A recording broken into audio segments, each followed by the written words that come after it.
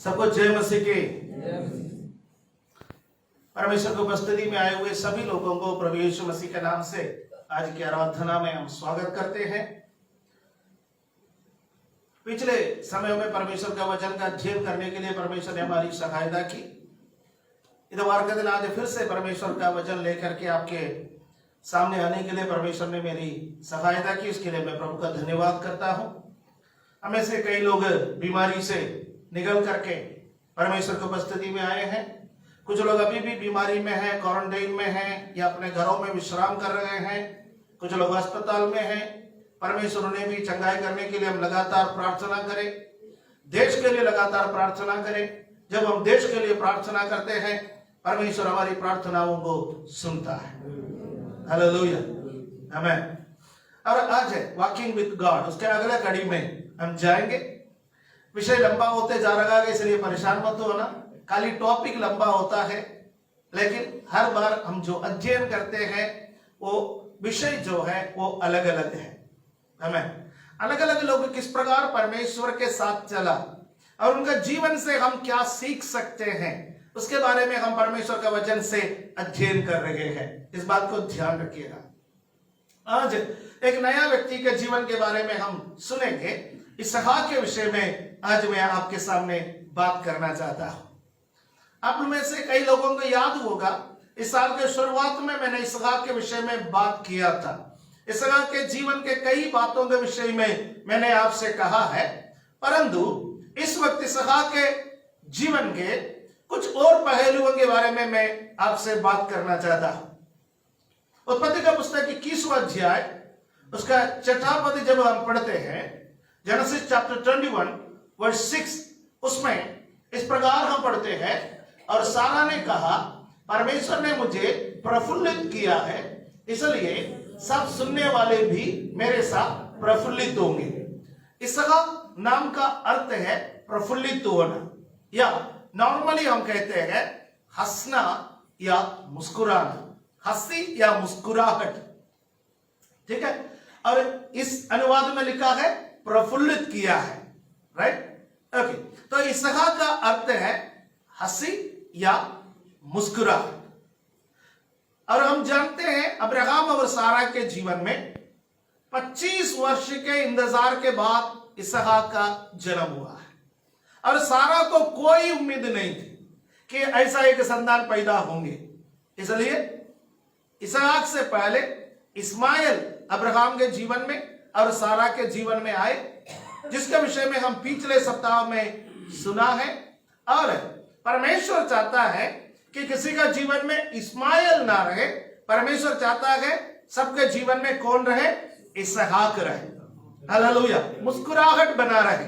ठट्टा करने वाला परमेश्वर उसको पसंद नहीं करता है। मुस्कुराने वालों को, हंसने वालों को, प्रफुल्लित रहने वालों को परमेश्वर पसंद करता है। आपका जीवन में परमेश्वर मुस्कुराहट को बरकरार रखे, ये मेरी प्रार्थना है। हालेलुया। अब जब इसहाक के जीवन के बारे में हम अध्ययन करते हैं, किसी परमेश्वर के दास से मैंने एक सेंटेंस सुनाई इसहाक के बारे में। उन्होंने कहा, a noble character between two great man. इसहाक के बारे में जब हम अध्ययन करते हैं, इसहाक के बारे में हम कह सकते हैं एक श्रेष्ठ चरित्र वाला व्यक्ति दो महान व्यक्तियों के बीच में खड़े हैं। अब्राहम को आप देखते हैं, अब्राहम अपने जमाने में सबसे महान व्यक्ति था। ऐसा एक महान व्यक्ति जो परमेश्वर के पीछे चल करके आगे चलकर पीढ़ियों के लिए आशीष का कारण बना। और इसहाक के बाद में एक व्यक्ति के बारे में हम पढ़ते गए जिसका नाम है याकूब। याकूब एक ऐसा व्यक्ति रहा कि जो अपने जमाने के लोगों को बहुत अधिक प्रभावित किया, और अब्राहम से लेकर याकूब तक आकर के याकूब एक बहुत बड़ी जाति बन गया है। और इन दोनों के बीच में एक अच्छा चरित्र वाला व्यक्ति एक इसहाक खड़ा है। ये दोनों को आपस में जोड़ने वाला एक कड़ी है, ये इसहाक। हालेलुया, आमीन। आप इसहाक के जीवन के बारे में जब भी अध्ययन करते हैं, इसहाक के जीवन के बारे में जब भी पढ़ते हैं, तो बड़े इसहाक के प्रति एक आदर का भाव उत्पन्न हो जाता है। हिंदी में एक कहावत है, जब किसी का बाप अमीर हो तो बेटा बिगड़ जाता है, राइट। अमीर बाप का बिगड़ा हुआ बेटा। किसी किसी के बारे में दुनिया कहता है ना, जब बाप दादा के पास जायदाद बहुत है, संपत्ति बहुत है, प्रभाव बहुत है, अधिकार बहुत है, तो संतान बिगड़ने की संभावना बहुत अधिक है। इसहाक के जीवन में बिगड़ने की संभावनाएं बहुत थी। अब्राहम बड़ा शक्तिशाली व्यक्ति था, अपना निजी सेना को बना करके रखा था वो। ये सबके बावजूद इसहाक एक प्रार्थना करने वाला व्यक्ति, एक मनन करने वाला व्यक्ति, एक आज्ञाकारी व्यक्ति के रूप में हम इसहाक को देखते हैं। आज इसहाक के जीवन के 4 पॉइंट को मैं छूना चाहता हूं, यदि मुझे समय इजाजत दे तो आज मैं चाहूंगा कि एक विषय एक प्रचार में समाप्त हो जाए ताकि सबका इंटरेस्ट उसमें बना रहे। तो इसलिए ये 4 पॉइंट आपके सामने रखना मैं चाहूंगा। यदि आप ध्यान से मेरे साथ रहेंगे तो जल्दी जल्दी आधे घंटे में हम इसहाक के जीवन के बारे में कुछ बातों को सीखेंगे और हमारे जीवन में बहुत आशीष का कारण होंगे। इसहाक के जीवन के बारे में सबसे पहली बात मैं एक बात कहना चाहता हूं, वो है he was an obedient son, आज्ञाकारी बेटा था। उत्पत्ति का पुस्तक 22वां अध्याय में हम इसहाक को देखते हैं। 22वां अध्याय का 6वां पद को हम पढ़ेंगे। जेनेसिस चैप्टर 22 वर्स 6, उसको जब पढ़ेंगे हम देखेंगे, तब अब्राहम ने होम बलि की लकड़ी ले अपने पुत्र इसहाक पर लादी और आग और छुरी को अपने हाथ में लिया और वे दोनों एक साथ चल पड़े। अपना पिताजी के साथ साथ चलने वाला एक इसहाक किशोर अवस्था में, पिताजी ने उससे कहा, बेटा हमें बलिदान चढ़ाने के लिए जाना है। अब्राहम को परमेश्वर ने कहा, तू अपने बेटे को मेरे लिए बलिदान चढ़ा। अब्राहम उस बात को माना। अब्राहम उस बात को मानकर अपना पुत्र को बलिदान चढ़ाने के लिए यहां पर निकल रहा है। जब अब्राहम यहां से निकला, इसहाक को साथ में लेकर के, और बाइबल में लिखा है लकड़ी किसके सिर पर लेकर के चला? इसहाक के सिर पर। क्यों? क्योंकि जिसको बलिदान चढ़ाना है उसका बोझ को वो स्वयं उठाना है। हालेलुया, आमीन। आप यूहन्ना के सुसमाचार 19वां अध्याय उसका 17वां पद पढ़ने का समय, वहां आप देखिए, आपके लिए मेरे लिए एक व्यक्ति, हालेलुया, लकड़ी उठा करके चलते गए इसहाक के समान। तब वे यीशु को ले गए और वो अपना क्रूस उठाए हुए उस स्थान तक बाहर गया जो खोपड़ी का स्थान कहलाता है और इब्रानी में गुलगुथा। पुराना नियम का इसहाक, नया नियम का यीशु का एक प्रतिरूप है। हालेलुया। अब्राहम इसहाक को बलिदान चढ़ाने के लिए लेकर के चला, इसहाक लकड़ी लेकर के चला। उसी प्रकार हालेलुया, आज से 2000 वर्ष पूर्व हमारा उद्धारकर्ता प्रभु यीशु मसीह हमारे लिए बलिदान होने के लिए वो भारी भरकम क्रूस उठा करके चला। हालेलुया, आमीन। प्रभु यीशु मसीह का क्रूस उठाने में कुरैनी शिमोन ने उसकी मदद की। हालेलुया। हमें यह जानकारी नहीं है कितने दूर तक यीशु अपना भारी भरकम क्रूस को अपने कंधे पर उठा करके चला। हमें यह भी जानकारी नहीं है कितने दूर तक कुरैन शिमोनी ने उनको मदद किया। हालेलुया, आमीन।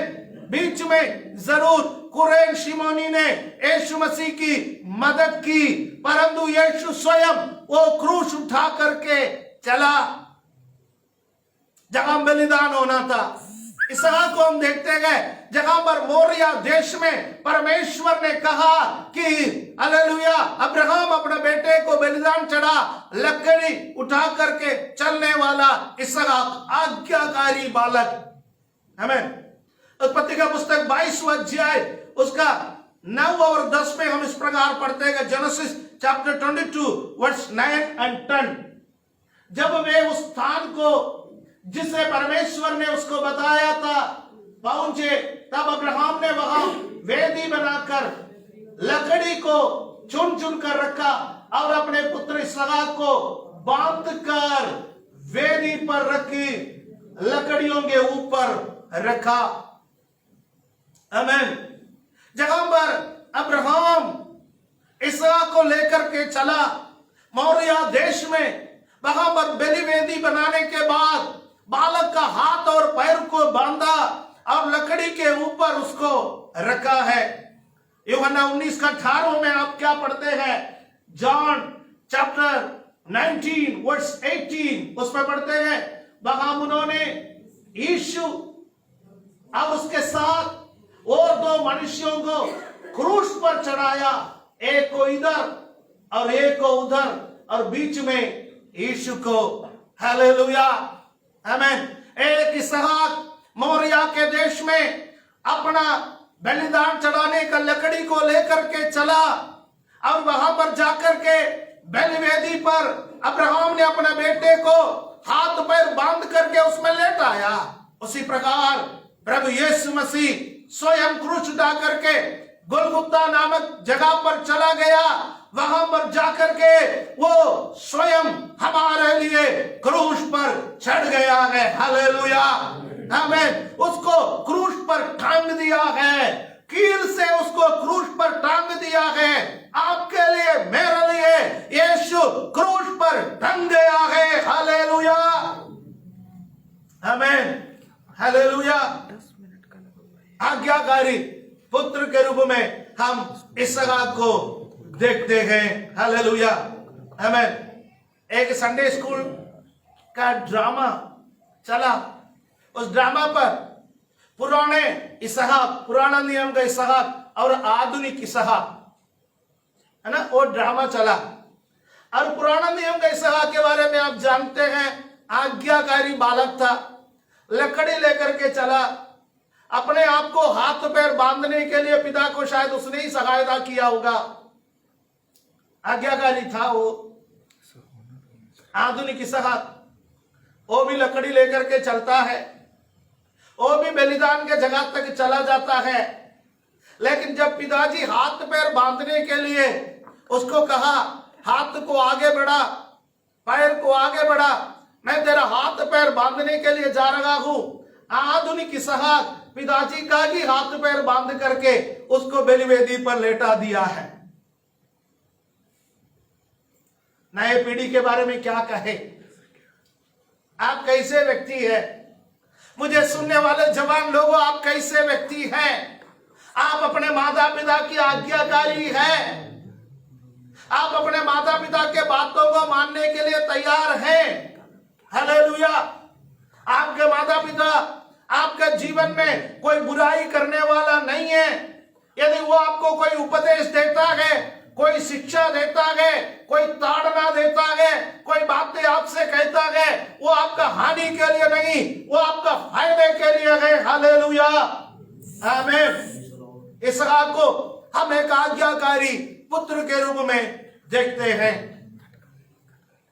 उत्पत्ति का पुस्तक 22 में से 24वां अध्याय में आइए। उस 24वां अध्याय में हम इसहाक के विवाह के बारे में पढ़ते हैं। हालेलुया। इसहाक के विवाह के बारे में हम जानते हैं, अब्राहम अपने सबसे भरोसेमंद सेवक, हालेलुया, बराबर, शायद उसका नाम नहीं बता रहे हैं, परंतु हम जानते हैं सबसे भरोसेमंद सेवक कौन है अब्राहम का?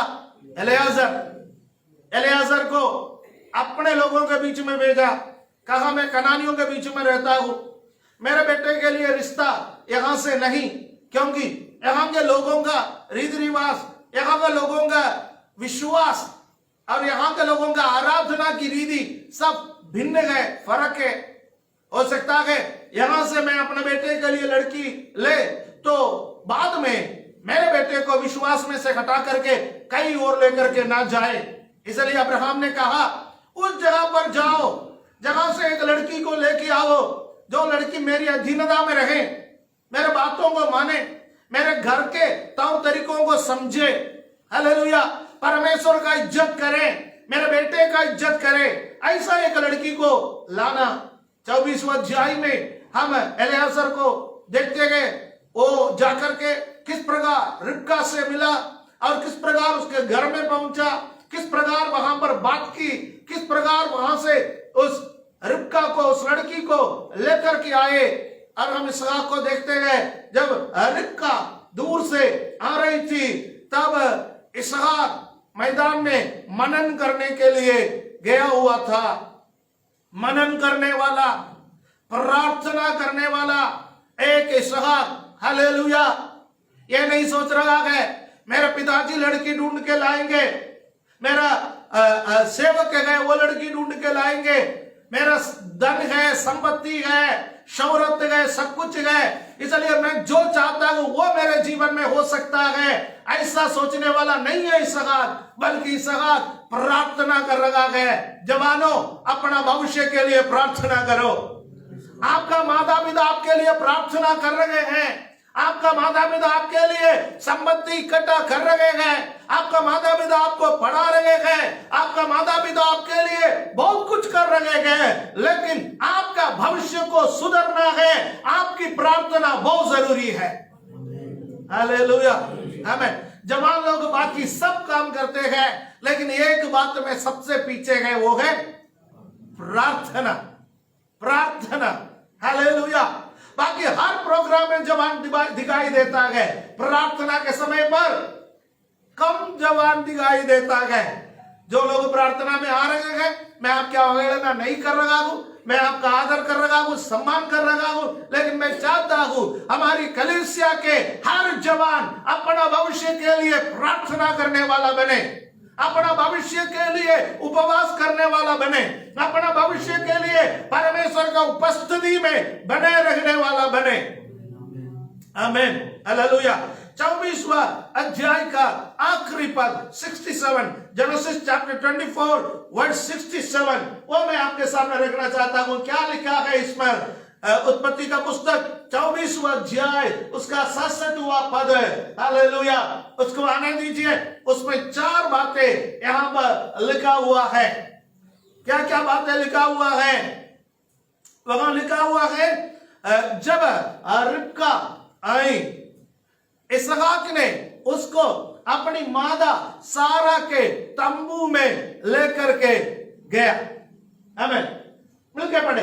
तब इसहाक रिबका को अपनी माता सारा के तंबू में ले आया और उसको ब्याह कर उससे प्रेम किया। इस प्रकार इसहाक को माता की मृत्यु के पश्चात शांति प्राप्त हुई। एक आइडियल मैरिज के 4 चीजें, राइट? एक आइडियल मैरिज, एक शादी कैसा होना चाहिए, ठीक है? 4 बातें सुनिएगा। एक, इसहाक रिबका को कहां पर लेके गए? अपनी मादा के तंबू में लेके गए। Hallelujah. Praise the Lord. Number 2, वहां पर जाकर के क्या हुआ? रिबका इसहाक के घर में आए तो सबसे पहले क्या किया? उससे शादी की। माता के तंबू में ले जाके, माता के तंबू में लेके गया, फिर उससे शादी की। शादी होकर के उसकी पत्नी बन गई। ठीक है, शादी होने के बाद उसकी पत्नी बन गई। अब तीसरा, उसने उससे प्रेम किया, राइट? और फिर क्या हुआ? चौथी बात क्या हुआ? इसहाक को क्या मिला है? शांति मिला है। इसहाक को शांति मिला है। ठीक है। एक शादी में सबसे पहले लड़की को अपने घर में लेके आना है, भगा करके कहीं लेकर के नहीं जाना। आजकल क्या होता है? सिस्टम बहुत बिगड़े हुए हैं, ठीक है, कि लड़की ब्याह करके लाना तो अपने घर में ब्याह करके लाना है, मां के घर में लेकर के आना है, बाप के घर में लेकर के आना है, राइट, वो बहुत जरूरी है। दूसरा, शादी होना बहुत जरूरी है। इन दिनों में शादी का ज्यादा महत्व नहीं है, कम होते जा रहा है। विवाह एक रस्म के रूप में, एक रीति रिवाज के रूप में रह गया है। विवाह एक रीति रिवाज के रूप में न रहे, विवाह परमेश्वर के द्वारा स्थापित किया गया एक कार्य है, वो बहुत महत्व रखता है। इसलिए वचन में लिखा हुआ है, विवाह सब में आदर की बात माना जाए। विवाह सब में आदर की बात माना जाए। अरे हम पर इसहाक ने अपनी पत्नी से प्यार किया, विवाह से पहले प्यार किया, विवाह के बाद में प्यार किया, विवाह के बाद। ओके, आजकल प्यार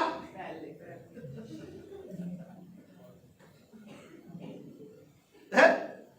बाइबल में विवाह से पहले प्यार करने का व्यवस्था नहीं है। बाइबल में विवाह के बाद प्यार करना है। जब विवाह के बाद प्यार करेंगे वो प्यार बना रहेगा। विवाह से पहले प्यार करेंगे, विवाह के बाद उस प्यार में क्या आ जाएंगे, कमी घटी आ जाएंगे। इसलिए प्यार, सही प्यार, असली प्यार है, वो जो कुछ भी है वो सब विवाह के बाद में होना है, विवाह से पहले नहीं होना है। हालेलुया।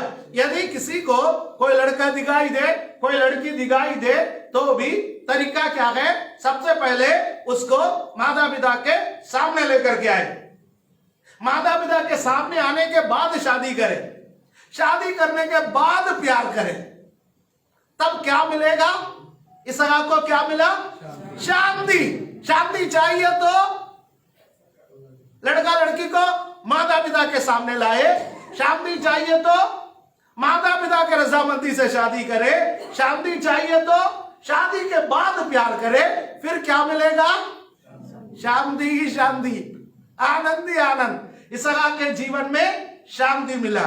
अब मैं स्थापित करना चाहता हूं, इसहाक के जीवन में शांति मिला। अब अब्राहम को जीवन को देखिए, अब्राहम ने कितनी शादी की,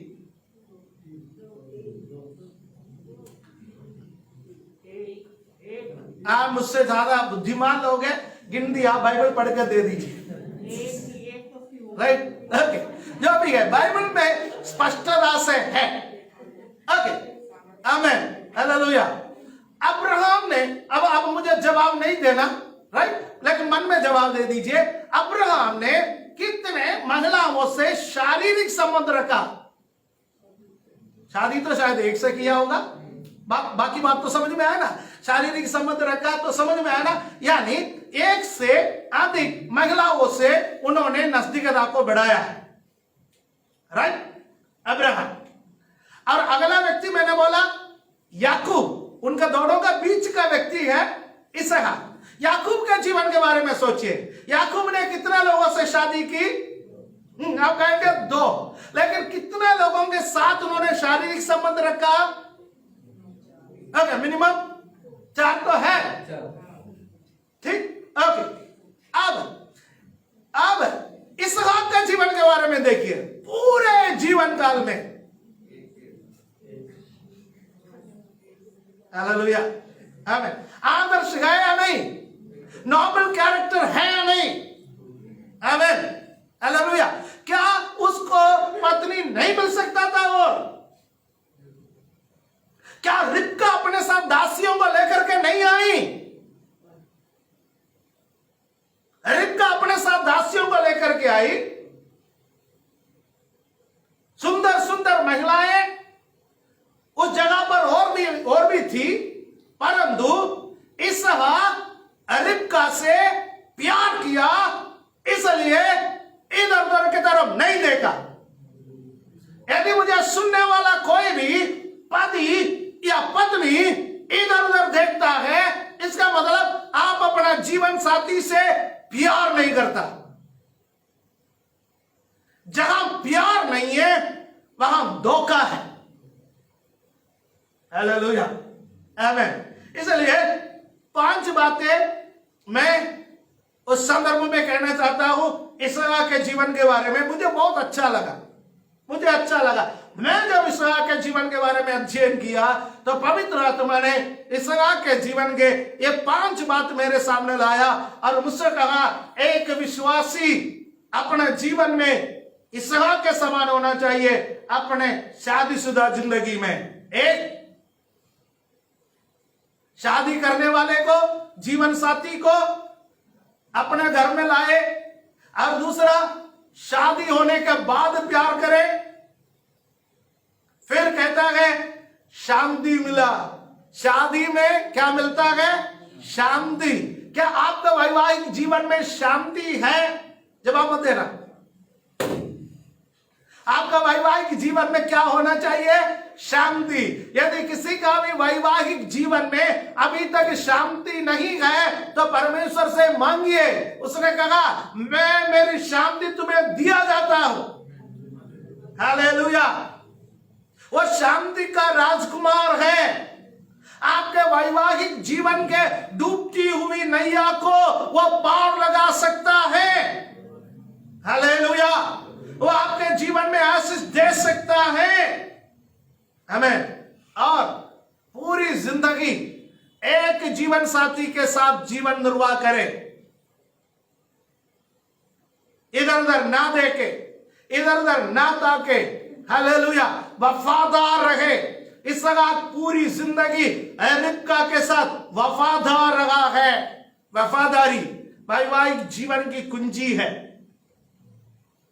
हमें वफादार रहने वाले लोगों के लिए मैं परमेश्वर का धन्यवाद देता। हालेलुया। समर्पित रहने वाले लोगों के लिए मैं प्रभु का धन्यवाद देता हूं। आप समर्पित रहोगे, आपके बच्चे समर्पित रहेंगे। हालेलुया, आमीन, आमीन। अब यीशु में आइए। ये बात बताए बिना मैं नहीं रह सकता। जब कभी कोई विवाह की बात होती है, आजकल के विवाह में जो प्रचार किया जाता है वो अक्सर हमारी समझ में नहीं आते हैं। आजकल लोग विवाह में प्रचार सुनना भी नहीं चाहते हैं। आजकल 10 मिनट में शादी कराओ, 10 घंटे नाचते रहो, उसी का पैसा देते हैं। ब्यूटी पार्लर में लड़की 4 घंटे बैठ सकती है और चर्च में उसको 1 घंटा बैठने में दिक्कत होते है, पसीना निकलते हैं, है ना। लड़का बारात लेकर के हल्दी मिर्च लगाने में 3-4 दिन पहले से लगा देता है, लेकिन जब शादी का वक्त आता है तो बोलते हैं 15 मिनट से ज्यादा मत लेना। इसलिए मैं जगह शादी पढ़ना पहले से बोल देता हूं 1.5 घंटा दे सकता है कि तो मैं शादी पढ़ सकता हूं, नहीं है तो मेरे पास समय नहीं है। क्योंकि हम पैसा कमाने के लिए थोड़ी शादी पढ़ते हैं। परमेश्वर का वचन सुनना है, परमेश्वर का वचन ठीक तरह से सुनना है। एक सही शादी में 1 घंटे से लेकर के 1.5 घंटे तक का वक्त लगना है। स्तुति और आराधना होना है, परमेश्वर की महिमा होना है, परमेश्वर का वचन का प्रचार होना है, प्रार्थना होनी है। ये सब विवाह के संबंधित बातों में होना है। ओके। कभी कभी मैं प्रचार में अपना दुख भी आप लोगों के सामने सुना देता हूं, क्योंकि दुख बांटने से घटता है। राइट, ठीक है। हालेलुया। आजकल हम जो मसीही माहौल, मसीही चीजें, बाकी चीजें जब हम देखते हैं तो हमको बहुत दुख लगता है। तो आपके अलावा मैं कहां बांटूं?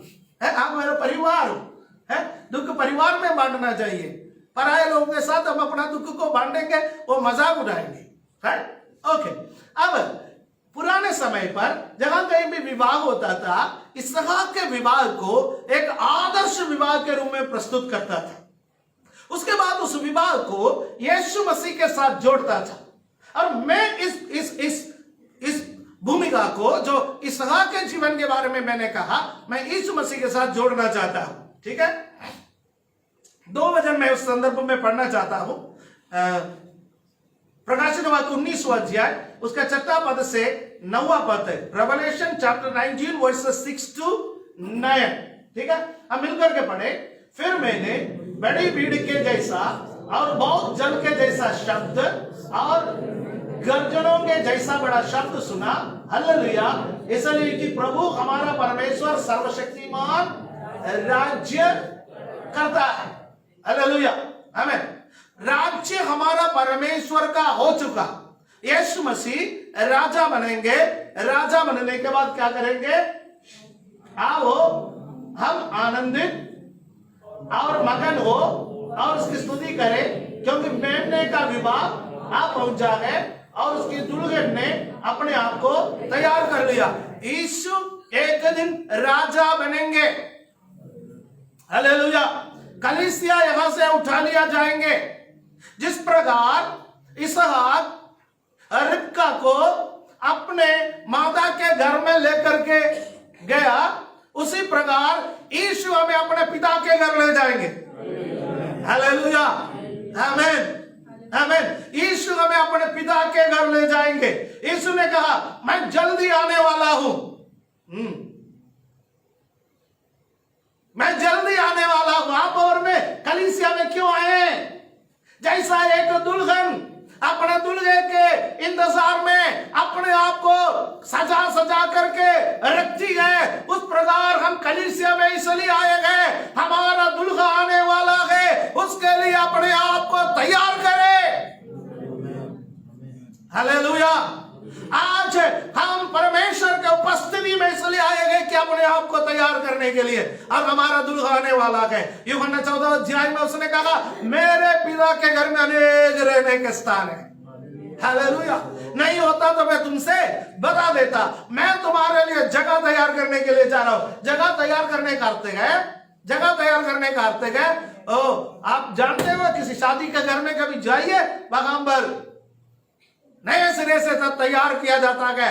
पर्दा बदलेंगे, पेंट बदलेंगे, डिजाइनर वॉल्स तैयार किए जाएंगे, सब इंटीरियर बदलेंगे, जैसा पैसा है वैसा सब चीजें बदलेंगे। राइट? क्योंकि दुल्हन आने वाली है। दुल्हन आने से पहले सब कुछ नया करना है। यीशु हमारे लिए जगह तैयार कर रहा है। आमीन। जब जगह तैयार हो जाएगा, वो क्या करेगा? हमें अपने संग ले जाएगा। जैसा इसहाक सारा को अपनी माता के तंबू में लेकर के गया, वैसा यीशु हमें अपने पिता के संग ले जाएगा। हालेलुया। अगला वचन, उसको शुद्ध और चमत्कार महीन मलमल पहनने को दिया गया, क्योंकि उस महीन मलमल का अर्थ पवित्र लोगों के धार्मिक काम है। आमीन। हमको एक विशेष वस्त्र वहां मिलेगा। रिबका जैसा इसहाक के घर में आई है, तो उस वक्त वो मरुस्थल में जिस कपड़ा पहन करके आई है, धूल मिट्टी से लगी हुई, क्या उसी कपड़े में शादी हुआ? नहीं, बिल्कुल एक विशेष वस्त्र दिया गया है। विशेष वस्त्र है। ऐसा यीशु हमें एक विशेष वस्त्र देगा, वो है धार्मिकता का वस्त्र। हालेलुया। धार्मिकता का वस्त्र हर धर्मी को मिलने वाला है, कलीसिया को मिलने वाला है। एक धार्मिकता का वस्त्र हमें मिलेगा। हमें यीशु हमें अपने पिता के घर ले जाएंगे। उसके बाद वहां पर एक विवाह होगा, जो हमने पढ़ा। उस विवाह को कहता है मेमने का विवाह। हालेलुया। आमीन। श्रेष्ठ गीत 2 अध्याय उसका 4 पद को हम पढ़ेंगे। Song of Songs chapter 2 verse 4। वह मुझे बोझ के घर में ले आया और उसका जो झंडा मेरे ऊपर फहराता था वो प्रेम था। हालेलुया। यीशु हमसे प्रेम करेंगे अनंत काल का प्रेम से। हमें गीत गाते हैं ना, गहरा प्यार से तूने प्यार किया। वास्तव में वो गहरा प्यार नहीं है, वहां अनंत काल का प्रेम है। हालेलुया। ओरिजिनली उस गाने पर जो प्रेम है वो है अनंत काल का प्रेम, एवरलास्टिंग लव। लेकिन हिंदी में जब वो गाना अनुवाद किया गया, उस गाने के लिए एवरलास्टिंग लव के लिए एक शब्द नहीं मिला, धुन बिगड़ जाएगा। इसलिए वहां पर क्या डाल दिया? गहरा प्यार। इसलिए जब कभी वो जो गाना आप गाएंगे गहरा प्यार, उस वक्त उस गहरा प्यार की जगह आप अपना मन में क्या सोचोगे? एवरलास्टिंग लव, अनंत काल का प्रेम, हालेलुया। जैसा इसहाक रिबका से प्यार किया, उसके बाद रिबका से शादी की, उसके बाद प्यार किया, उसी प्रकार यीशु अनंत काल का प्यार से हमको प्यार करेगा, हालेलुया, आमीन। याद रखिए, जिस प्रकार इसहाक एक ही से शादी की, यीशु भी केवल कलीसिया से ब्याह करना, हालेलुया, आमीन। स्वर्ग में हम यीशु के दुल्हन के समान जीवन बिताएंगे, हालेलुया। जो प्यार यीशु हमें देगा, उसको वहां चोरी करने वाला दूसरा कोई नहीं होगा, हालेलुया। जब 2 बीवी है, मेरे को नहीं है, यदि किसी का जीवन में है, अब मैं ये सनर्थ बोलूं, आप चौक जाएंगे, पास्टर जी कह क्या रहे हैं, राइट। यदि किसी के 2 पत्नी है तो क्या है, प्यार बढ़ जाते हैं, दाएं बाएं हो जाता है, उससे अधिक है तो फिर सोचना भी नहीं, ठीक। हाँ, कुछ लोग उल्टा है, काम करने के लिए घरवाली, प्यार करने के लिए बाहर वाली। समाज बहुत बुरे हैं, हम जो भी देखते हैं, ऐसा भी नहीं होना चाहिए। यीशु केवल एक ही दुल्हन और हम हैं, कलीसिया है। We are the first love of Jesus. यीशु का पहला प्रेम हम है, हालेलुया। यीशु का पहला प्रेम हम है। क्या यीशु हमारा पहला प्रेम है? हालेलुया। यीशु हमारा पहला प्रेम बन जाए। यदि यीशु का पहला प्रेम हम है, तो हमारा पहला प्रेम कौन होना चाहिए? यीशु होना चाहिए। यीशु और हमारे बीच में कोई भी है तो आज उसको दूर कीजिए, वो हमें नहीं चाहिए। हाँ, यीशु के प्रति हमारा प्रेम को घटाने वाला कुछ भी हमें नहीं चाहिए। मेरा पहला प्रेम यीशु तू है, हालेलुया, आमीन। मैं 2 बातें बोला। पहली बात है वो आज्ञाकारी पुत्र है। दूसरी बात है विवाह और वैवाहिक जीवन में एक पवित्रता इसहाक ने अपने जीवन में आखिरी तक कायम रखा। तीसरी बात है उत्पत्ति 26वें अध्याय में अब जब देखते हैं उसने कभी झगड़ा नहीं की।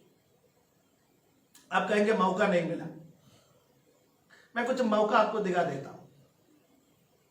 एक, वो अपनी पत्नी से झगड़ा कर सकता था। पत्नी से झगड़ा करने वाले लोग इधर है, पति से झगड़ा करने वाले लोग इधर है। तो सुनिए,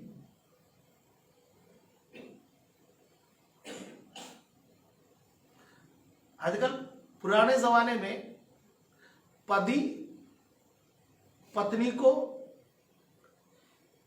पीटते थे, पति पीटते थे। नए जमाने में पत्नी भी किसी से कम नहीं है, पत्नी भी पीटने में तैयार है आजकल। पतियों के लिए एसोसिएशन बनाने की बहुत जरूरत है भी कहीं कहीं।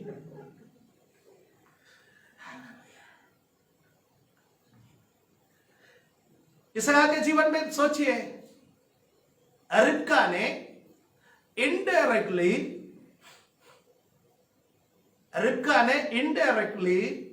इसहाक को धोखा दिया।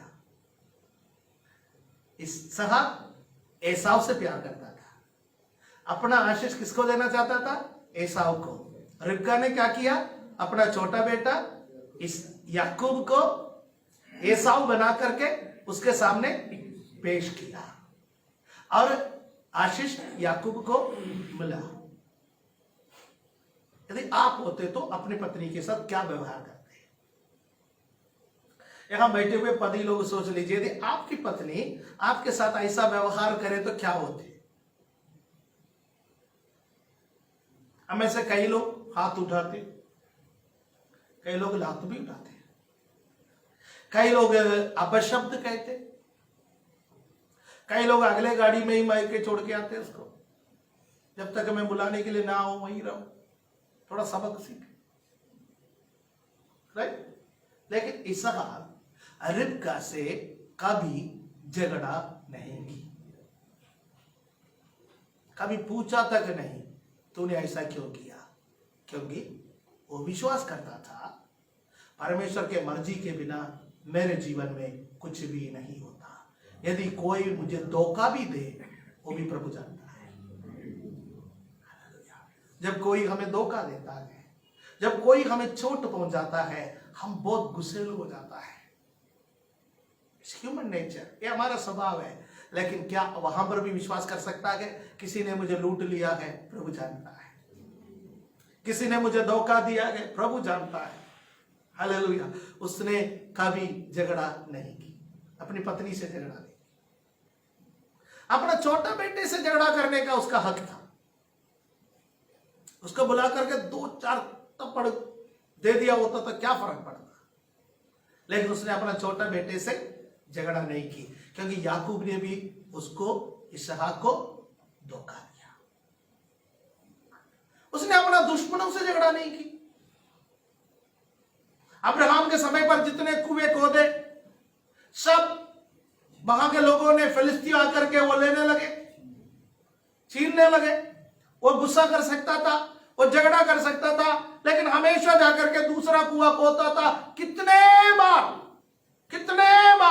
जनवरी में इसके बारे में मैंने प्रचार किया, मुझे याद है। कितने बार उसने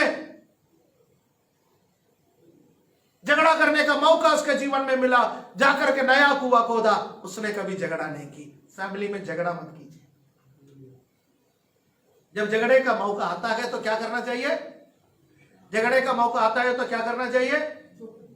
बाहर निकल जाइए, बाहर निकल जाइए। इसहाक के समान कई बार भाई लोग मेरे को फोन करके पूछते हैं कि पास्टर जी पत्नी बहुत झगड़ा कर रही है। मैं कहता हूं दरवाजा खुला हुआ है ना, बाहर निकल जाओ। मैं सभी माता पिता से ये कहना चाहूंगा, अपनी बेटी शादी करके जाने के समय एक बॉक्स मिनरल वाटर साथ में दे दीजिए, ताकि जब भी पत्नी को गुस्सा आ जाए मुंह में भर के रखे, जब खत्म हो जाए दोबारा दे दीजिए, जब गुस्सा खत्म हो जाएगा तब थूक। इसलिए बहुत जरूरी है हम फैमिली लाइफ में झगड़ा ना करें, आपस में झगड़ा ना करें। इसहाक कभी झगड़ा नहीं की, दुश्मनों से भी झगड़ा नहीं की। यदि उसने दुश्मनों से झगड़ा नहीं की तो हम अपने अपनों से क्यों झगड़े, अपनों से क्यों लड़ाई करें? तो इसलिए फैमिली लाइफ में झगड़ा बिल्कुल नहीं होना है। पहले जो हो गया हो गया, जो भी मारा पीटा हो गया, जो भी गाली गलौज हो गया, जो भी गलत बातें हो गया, सब हो गया। अब उसमें मिट्टी डाल दीजिए, खत्म कर लीजिए वो सारे बातों को। नई जिंदगी बिताना है हमें। यदि कोई मसीह में है तो नई सृष्टि है, नई सृष्टि के अनुसार हमें जीवन बिताना है। उसके लिए प्रभु हमारी सहायता करे। लास्ट बात, फोर्थ बात मैं आपसे जो कहना चाहता हूं वो उत्पत्ति 27वें अध्याय में है। जब इसहाक बुढ़ापे में आया, अपने बेटों को आशीष दी।